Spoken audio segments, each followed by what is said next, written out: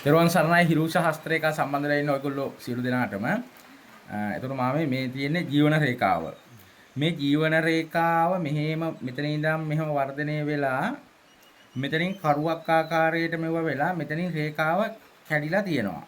හොඳ. ඔහොම කැඩලා තියෙනවා.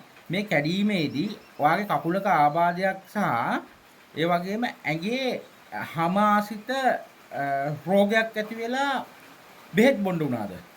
ඈ? ටික කාලයක් බෙහෙත් බිව්වද? හරි. ඒ වගේම කකුලක ආබාධයක් ආවද?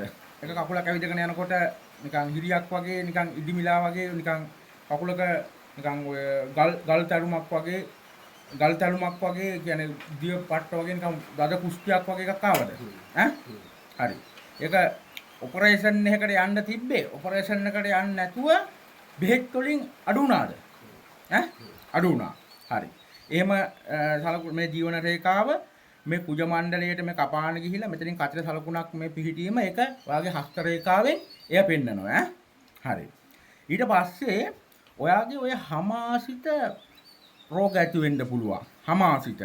ඒකට පුළුවන් ඔයාට කොහොඹ කොළ ටිකක් තෝර කොළ ටිකක් තම්බලා සතියකට දෙපාරක් තුන් පාරක් විතර ඔය කොටලා පොඩ්ඩක් තම්බලා නෑවනම් ඒක අඩු වෙනවා හැමේ රෝගය ඈ.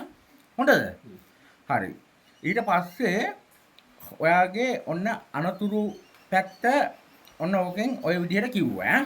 හරි. අපි ඊළඟ රේඛාවකින් ඊළඟ විස්තරය බලමු ඈ. හරි.